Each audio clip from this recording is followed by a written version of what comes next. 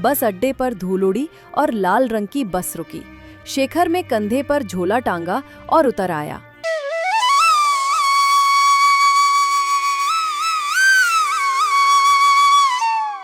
भोर का उजाला धीरे धीरे खेतों में उतर रहा था। हवा में मिट्टी की सौंधी खुशबू थी। मुर्गे बांग दे चुके थे और रसोई से धुएं की पतली लकीरें उठ रही थीं। गांव के किनारे छोटे से घर में रामू काका अपने पुराने रेडियो पर विवेकानंद समाचार सुन रहे थे। तभी उनकी पोती गुड़िया भागती हुई आई। काका, आज तो आप बोले थे ना मटन बनेगा। अरे हाँ रे, आज तो तेरे लिए खास मटन बिरयानी बनेगी। मगर पहले तेरी बकरियां चरने चली गईं क्या? वो अभी जाती हूँ काका, पर मटन कौन लाएगा? हमारे शेखर भैया आ रहे हैं शहर से। वही लाएंगे असली देसी मटन, खेतों में चरने वाले बकरे का। गुड़िया की आंखें चमक उठीं। शहर से आने वाला शेखर भैया उसका सबसे प्यारा कजिन था, जो जब भी आता कोई ना कोई स्वादिष्ट चीज लेकर आता। दोपहर की धूप नरम पड़ने लगी थी। बस अड्डे पर धूल उड़ी और लाल रंग की बस रुकी। शेखर में कंधे पर झोला टांगा और उतर आया। अरे काका, आपकी बिरयानी की खुशबू तो बस अड्डे तक आ रही है। खुशबू नहीं रे, तेरी याद है जो फैल रही है। शेखर ने झोले से एक डिब्बा निकाला। असली देसी मसाला, लखनऊ स्पेशल लिखा। ये लाया हूँ बिरयानी के लिए। अम्मा बोली थी, बिना सही मसाले के मटन बिरयानी का स्वाद अधूरा रहता है। तो अब जल्दी पकाओ ना, मैं तो सुबह से पेट पकड़े बैठी हूँ। रसोई में बड़ा हांडी रखा गया। लकड़ी का चूल्हा जलाया गया और प्याज, अदरक, लहसुन की महक पूरे आंगन में फैल गई। पहले प्याज को सुनहरा करना है, फिर मटन डालना है और उसे धीमी आंच पर भूनना है। काका, शहर में तो सब प्रेशर कुकर में बना लेते हैं। अरे बेटा, देसी बिरयानी प्रेशर से नहीं, सब्र से बनती है। जब तक लकड़ी का धुआं और मसाले का रंग एक ना हो जाए, तब तक असली स्वाद नहीं आता। गुड़िया चम्मच लिए पास खड़ी थी। काका, मैं भी कुछ करूं? तू बस प्याज भून, पर जलाने मत देना, वरना बिरयानी भी तेरे मुंह जैसी खट्टा हो जाएगी। धीरे धीरे हांडी में से खुशबू फैलने लगी। गरम मसाला, दही, केसर और पके हुए चावल की परतें बिछाई जा रही थीं। ऊपर से घी टपकाया गया। काका, अब दम कैसे देंगे? बस ढक्कन लगा, किनारे पर गीले आटे की सील लगा दे ताकि भाप बाहर ना निकले। यही है दम की असली बात। कितनी अच्छी खुशबू है काका, क्या अब खा सकते हैं? अरे पगली, अभी तो बिरयानी पक रही है। जब तक हांडी खुद बोले ना, अब मैं तैयार हूं, तब तक इंतजार करना पड़ता है। शाम ढली, दियों की रोशनी फैली। सब लोग आंगन में चारपाई डालकर बैठे। रामू काका ने हांडी खोली और जैसे ही ढक्कन उठा, भाप में मसालों की खुशबू चारों तरफ बिखर गई। वाह काका, ये तो किसी होटल से भी बढ़िया खुशबू है। अब तो परोसिए ना। पहली प्लेट रामू काका ने भगवान को चढ़ाई, फिर सबके सामने रखी। अब हमें भी दीजिए ना, बहुत भूख लगी है। लो बेटा, चक्कर बताओ, देसी बिरयानी का असली स्वाद क्या होता है। शेखर ने पहला निवाला मुंह में रखा। मसालों की गर्माहट, चावल की नरमी और मटन की कोमलता, सब एक साथ जैसे आत्मा तक उतर गई।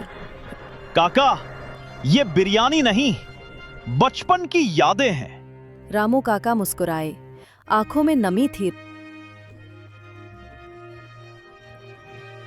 बेटा, देसी मटन बिरयानी सिर्फ पकवान नहीं, ये घर की महक, मेहनत और मोहब्बत का स्वाद है। सबने जी भरकर खाया। हंसी मजाक चलता रहा। गुड़िया ने आहिस्ता से कहा, काका, अगली बार हम चिकन बिरयानी बनाएंगे। अरे, पर पहले तू प्याज जलाना बंद कर दे। सभी जोर से हंस पड़े और उस रात गांव के आसमान में सिर्फ दिए ही नहीं, बल्कि बिरयानी की खुशबू और परिवार का प्यार भी तैर रहा था।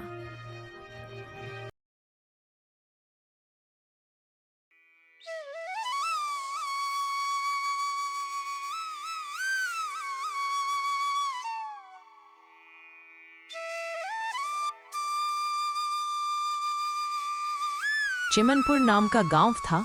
उस गांव में रीमा नाम की लड़की चाइना रिटर्न थी। उसको खेती करना पसंद था, लेकिन बर्गर की खेती। रीमा एक दिन गांव घूमने जाती है, तभी उसे अपने बचपन के दोस्त मिलते हैं। अरे नमन चमन, तुम दोनों कितने दिनों बाद हम मिले हैं, है ना? अब तो क्या मैं तो तुम दोनों को याद भी नहीं। अरे नहीं नहीं, ऐसी कोई बात नहीं। हम थोड़ा खेती करने में लगे थे, इसलिए हमारा गांव में ध्यान नहीं था। अरे तो फिर मेरे पास एक आइडिया है, क्यों ना हम सब मिलकर बर्गर की खेती करें? लगता है तुम पर चीन वालों का असर हो गया है। वह लोग तो फल की खेती करते हैं, लेकिन तुम सीधा बर्गर। ना बाबा ना, हम तो सिर्फ फसल उगाएंगे। दोनों ऐसा कहकर रीमा का मजाक उड़ाने लगते हैं और रीमा नाराज होकर वहां से अपने घर लौट जाती है। माँ, अब तो मैं बर्गर की खेती करके ही मानूंगी, अब कुछ भी हो जाए। क्या हुआ रीमा बेटी, तुम बहुत गुस्से में लग रही हो।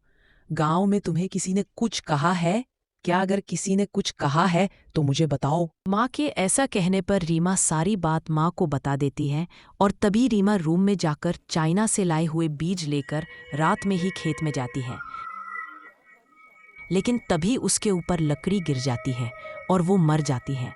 मरने के बाद रीमा चुड़ैल बन जाती है। अरे ये क्या हो गया मेरे साथ? अभी तो मुझे बहुत कुछ करना था। ये अब मैं बर्गर की खेती कैसे करूं? लेकिन कोई बात नहीं, मैं मर गई तो क्या हुआ, लेकिन मैं बर्गर की खेती करके ही मानूंगी। रीमा चुड़ैल ऐसा कहती हैं और बर्गर की खेती करती है। और कुछ दिनों के बाद वहां नमन और चमन आते हैं। अरे भाई चमन, इधर तो आजा, इधर तो देख यार, इधर तो सच में बर्गर की खेती है। लगता है ये रीमा ने किया है। यार उसने जो बोला वो सच करके दिखाया। हाँ भाई नमन, तुम सही कह रहे हो। लेकिन तुम्हें एक बात पता है, रीमा तो हमें कितने दिन हो गए गांव में दिखाई नहीं दी। लगता है बाहर चली गई होगी। तभी दोनों की ऐसी बात रीमा चुड़ैल सुनती है और उनके पास आती है। अरे रे रे, वह देख नमन भाई, हमारे सामने चुड़ैल देखो, चुड़ैल। अब क्या करें हम, इस बर्गर ने तो हमें मरवा ही दिया। अब क्या करें? अरे भाई, अब तो हमें भागने का मौका भी नहीं मिला और ये चुड़ैल हमें पक्का चबाकर खा जाएंगे, वह भी इस बर्गर के साथ। अब क्या करें? दोनों की ऐसी बात सुनकर चुड़ैल कहती है, लगता है तुमने मुझे पहचाना नहीं। मैं रीमा हूँ, रीमा, और मैं तुम्हें कुछ भी नहीं करूंगी। अच्छा हुआ तुम इधर आ गए हो। देखो, मैंने बर्गर की खेती की। अभी रीमा उसके साथ क्या हुआ वो बताती है। अच्छा तो ये बात है रीमा, तुम्हारे साथ तो बहुत बुरा हुआ है, लेकिन अब हम कर भी कह सकते हैं। तुम्हारी मदद तो हम कर भी नहीं सकेंगे अब। मैं अभी भी ठीक हो सकती हूँ, लेकिन तुम्हें एक मदद करनी होगी मेरी, और वह मदद है कि तुम एक बार बर्गर खाओ। जैसे तुम बर्गर खाओगे मैं पहले जैसी हो जाऊंगी। रीमा के लिए वो दोनों बर्गर खाने लगते हैं और जैसे ही बर्गर खाया रीमा पहले जैसी हो जाती है।